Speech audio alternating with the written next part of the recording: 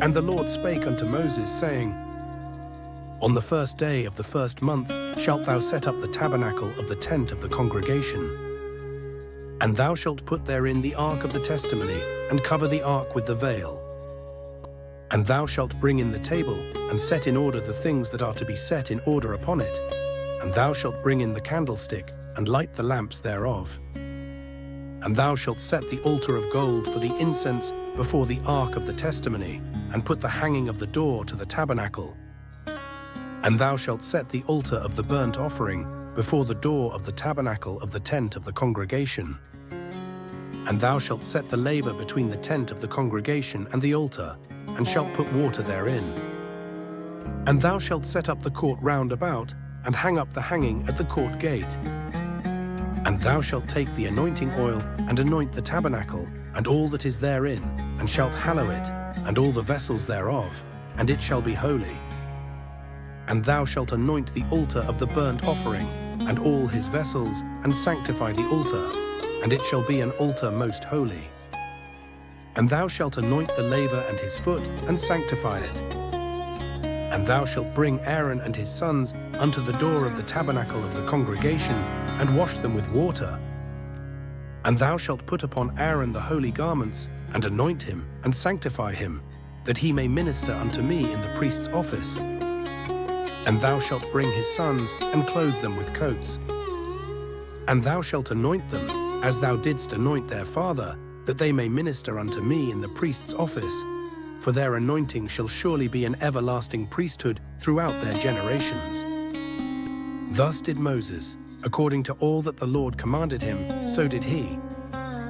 And it came to pass in the first month in the second year, on the first day of the month, that the tabernacle was reared up.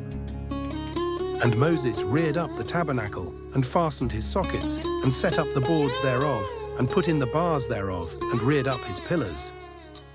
And he spread abroad the tent over the tabernacle, and put the covering of the tent above upon it, as the Lord commanded Moses. And he took and put the testimony into the ark, and set the staves on the ark, and put the mercy seat above upon the ark. And he brought the ark into the tabernacle, and set up the veil of the covering, and covered the ark of the testimony, as the Lord commanded Moses. And he put the table in the tent of the congregation upon the side of the tabernacle northward, without the veil. And he set the bread in order upon it before the Lord, as the Lord had commanded Moses. And he put the candlestick in the tent of the congregation, over against the table, on the side of the tabernacle southward. And he lighted the lamps before the Lord, as the Lord commanded Moses. And he put the golden altar in the tent of the congregation before the veil. And he burnt sweet incense thereon, as the Lord commanded Moses. And he set up the hanging at the door of the tabernacle. And he put the altar of burnt offering by the door of the tabernacle of the tent of the congregation, and offered upon it the burnt offering and the meat offering, as the Lord commanded Moses. And he set the laver between the tent of the congregation and the altar, and put water there to wash withal.